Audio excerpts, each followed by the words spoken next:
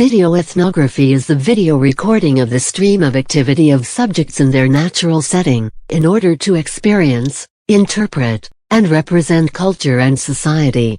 Ethnographic video, in contrast to ethnographic film, cannot be used independently of other ethnographic methods, but rather as part of the process of creation and representation of societal, cultural, and individual knowledge.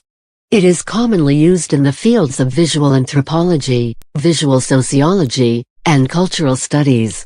Uses of video in ethnography include the recording of certain processes and activities, visual note-taking, and ethnographic diary keeping. Video ethnography involves observation, including extensive filming of practitioners, allowing practitioners to view the video recorded material and reflexively discuss their practice, transforming practice through practitioner-led change, and building the capacity for the ongoing and critical appraisal of practice. Video ethnographic methods seek to foreground practitioner knowledge, expertise, and insight into the dynamics of their own work processes. This is achieved by first talking with practitioners about their work and organizational processes, and by seeking an articulation of the social, professional, environmental, and organizational contingencies that both enable and constrain their practice. By allowing practitioners to discuss their practices in response to video footage, clinicians and researchers gain insight into areas of practice that may benefit from redesign. Video ethnography is contingent on the researcher gaining the trust of practitioners, on becoming familiar with the site, and on being trusted to be present at time and in places where critical conducts are undertaken. Although there are many benefits to video ethnography, there are also important issues that arise from the use of videos. For instance, there are numerous ethical issues regarding the privacy of research participants or subjects. Sheffer addresses the issues of voluntary consent and confidentiality of data. Voluntary consent is the control of involvement in the research lying firmly with the participant who needs complete knowledge of the research and its goals to exercise this control properly.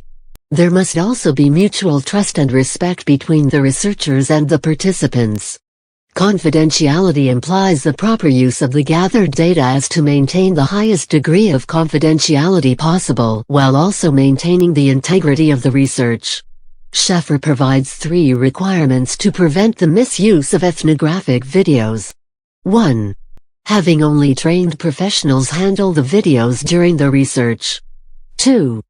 To be aware of the needs of the participants, the social, political and economic relevance of the data.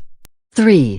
The willingness to sacrifice the use of videos unless indispensable for the collection of information. Other issues can relate to the practical appropriateness of videos in specific projects. This takes into consideration both the project design and the field situation, that is the physical environment. Sheffer concludes that videos can be useful and reliable in a variety of settings when they are properly maintained and handled. In addition to issues relating to the creation and preservation of the video recording, its content should be considered.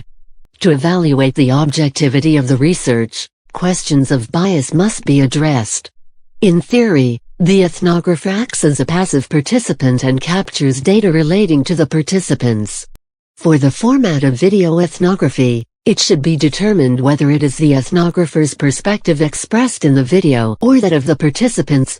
By determining perspective, questions of why the particular event was recorded, how the participants were shown, and how this medium relates to the ethnographer's research can be answered. These issues relating to perspective have been prevalent in anthropology, and, as a result, theories of addressing bias are embedded in ethnographic discourse.